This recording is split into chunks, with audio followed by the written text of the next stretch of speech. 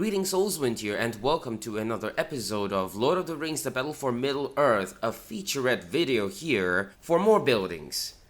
I think this might be the last one on buildings, and we're going to talk about the auxiliary buildings, the buildings that provide other functions for the base, for the kingdom, the domain, but doesn't actively take part in combat or other active purposes. Maybe in a way.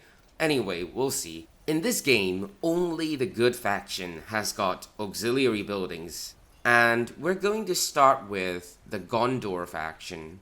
So what exactly are auxiliary buildings? They just sort of are there, and they don't provide any sort of upgrades, they don't provide any sort of resources, but they still provide benefits to the kingdom in various ways. So without further ado, let's go ahead and find out our first auxiliary building. And that would be not the farm, because these provide resources.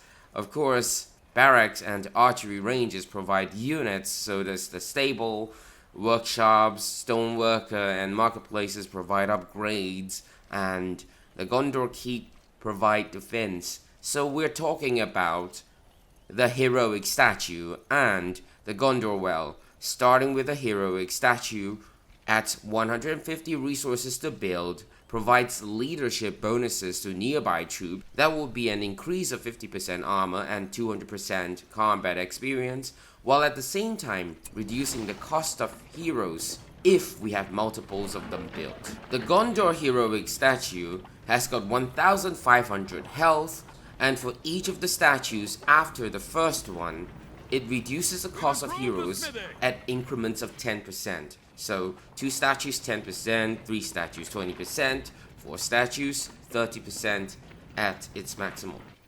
However, are heroic statues absolutely necessary for the base? I wouldn't really think so, because that means we'll need to have units defending the base. The base should be able to defend itself with the towers and the trebuchets and the keeps and whatnot, as well as the gates to keep enemies out of the base. The fact that we need units in the base to benefit from the statue and defend the base might already be too late for the game, for the mission, for the base. So it still is good in that multiple statues do provide a reduction in cost for the heroes if we do have our heroes fall. Thing is, we shouldn't let enemies close in so much and destroy our base by that much that we don't have any more defensive structures and will need the use of the statues and our units at base. No, they should be out there fighting, unless they're back at base for some other reasons, and that would be to heal. The Gondor Well, 200 resources to build, and units near the well will auto-heal if not under attack. I did notice that they still somehow heal even though they're under attack, but I might be wrong. Anyway, keep them out of attack and pull injured units or battalions back from the front line into base to heal. The Gondor Well also reduces the costs of infantry. Firstly, it's got 1500 health, and for subsequent wells other than the first, it provides a reduction in cost to new infantries produced in the kingdom. 2 wells 20%, 3 wells 30%. Gondor Well is a very, very good and useful structure in every mission that we can build them. Why? Experienced units have an advantage in health and in damage. So, being able to preserve these units from falling entirely at no extra cost. The only cost is time. Pulling them back, letting them heal. These units, upon healing, will have their full ranks, meaning that fallen units in a battalion get replaced when the units are pulled back to the well, on top of rank 2 and above battalions having bannermen replacing fallen units as well. So what I noticed is that battalions rank 2 and above will replace fallen units at double the speed, because the banner replaces fallen units, The well replaces fallen units as well. Also, of course, they heal injured units. So, in a few seconds, a battalion with only one unit remaining can have its full strength back and be fighting fit, ready to take part in battle again. And as mentioned, experienced soldiers, rank 2 and above, are even more valuable to preserve. So while multiple wells help us reduce the cost of infantry, we shouldn't be using this benefit replacing our soldiers. They should not fall entirely, and they should be using the well for what it is, to heal and to replace fallen units in that battalion without cost. So, if a base is under attack, the gates are closed, the towers are fighting the enemies, how do we send units back into base? We have another auxiliary structure, and that would be the postern gate. The postern gate costs 300 to build and allows our units to enter the base even when the gates are closed. It's got 1500 health and can be destroyed and replaced though once it's been destroyed, and it cannot be seen by the enemies as indicated by the flashing of the gates as you can see on screen right now. It's a little translucent. It's to indicate that it's only visible to the players. Allied soldiers can use the gates though.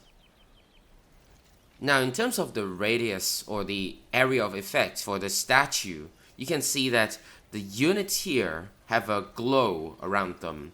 That means that they are still under the leadership effect of the statue. Moving them slightly further away, they will soon lose the bonus for those that are outside of the range. So you can see that one unit here still is within the range while the rest in the same battalion is not. If we were to move them back in range though, they gain the bonus immediately, as you can see. So they take time to lose the bonus, but they gain the bonus immediately once they're back in range. Now this is how it looks like. For Gondor, the statue is that of a Gondor warrior, or rather, I think this is the Gondor king, right? I'm not too sure. It looks like not Aragorn, obviously, but still looks like a Gondor soldier.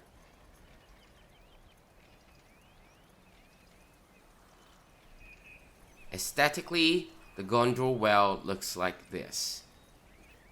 Pretty nice, but a little bare bones. There's really not much adornment around the well, but I do like the little fountains here.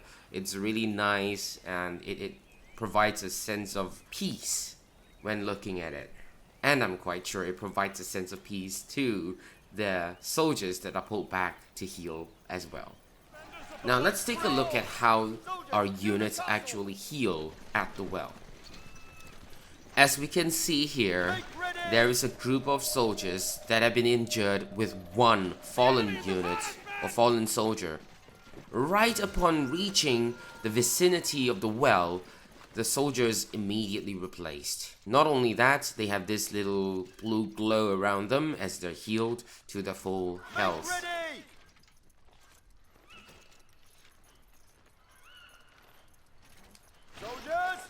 And now, this rank 8 group of soldiers, or rather this battalion, is fighting fit and ready to take part in battle again, and put their experience in combat to good use.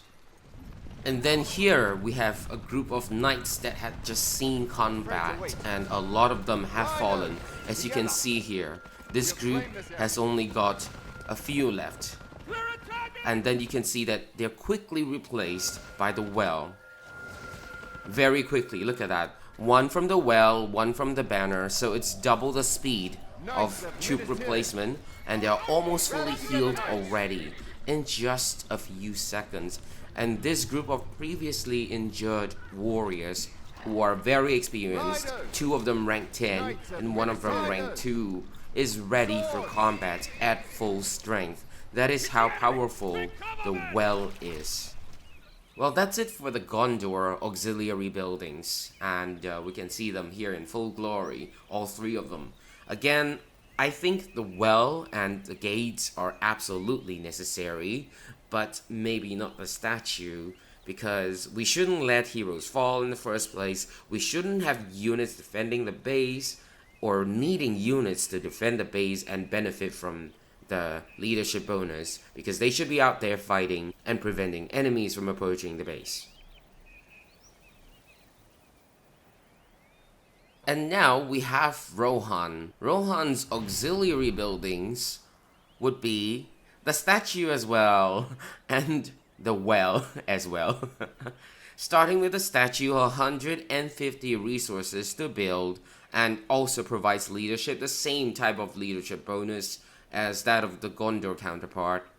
50% armor, 200% combat experience, reduces the price of heroes when there's more than one statue. Let's have it built.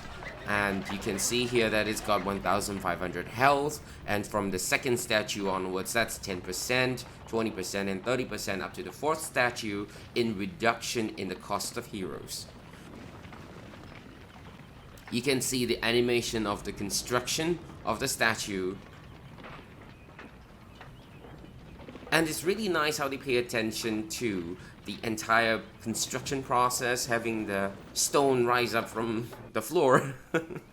That's a little unnatural, but more importantly, the breaking and the chiseling of the stone to reveal the statue within. That is a really nice animation there, because that is how a statue is chiseled or crafted, right? I suppose. Anyway, this statue is that of a Rohan rider. I don't think it's King Theoden, but it still looks really majestic, really nice. I would say quite detailed as well, with that glow, that yellowish golden glow, indicating the benefit it provides. And you can see here already, that's how far it extends its bonuses up to here. You can see that this unit, I think, is still glowing or not. No, only this one. Yeah, up to here. These two are glowing, these three are not. So it extends about here. It's a circular area of effect, so kind of like it's up to here, like here. So these are not affected. Again, if you were to move them into range, they immediately take the bonus. But once we leave them, like move them out of range, it takes a little while for them to lose the bonus. As you can see here, these should lose the bonus, but still have the bonus for a while. So we can take the advantage of these bonuses and be like, okay, retreat them into the range of the statue and then move them out, and they can fight outside of the walls and still benefit from the statue.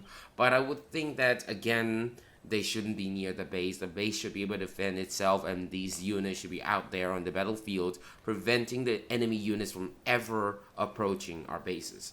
Well, unless once again they're back at base to heal. We have the Rohan well here at 200 resources for construction. Units near the well will auto heal, and fallen units will be automatically replaced by the well. And for any battalion that's rank 2 and above, the banners will also replace fallen units.